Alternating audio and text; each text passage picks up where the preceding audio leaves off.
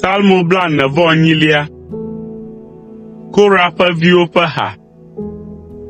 Yehowa lolo, eye eya koe dze kafukafu le míaƒe Mawu la ƒe du me, le eƒe to kɔkɔe la dzi.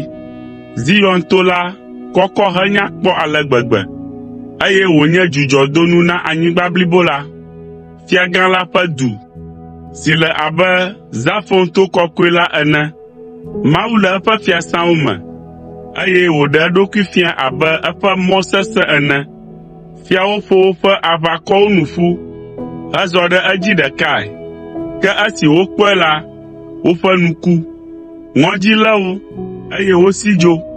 Dzidzi ƒo wo, eye wose veve abe nyɔnu si le ku lém la ene.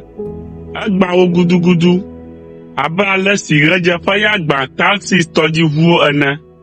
Abe ale si míese ene la, nenemae míekpɔe le Yehowa, Dziƒoʋakɔwo ƒe Aƒetɔ la kple míaƒe Mawu la ƒe du mee. Mawu ana wòanɔ dedie tegbetegbe. Sela. O Mawu, míeɖe ŋugble le wò lɔlɔ̃ si meʋãna o la ŋu, le wò gbedoxɔ me.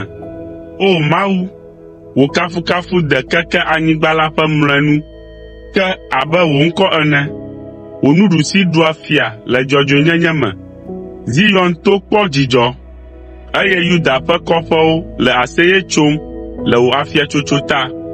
Mizɔ Zion to la ŋu godoo, mizɔ ƒo xlãe, eye mixlẽ eƒe xɔ tsralawo, ne miakpɔ kpo siwo ƒo ɖe eƒe gliwo ŋu.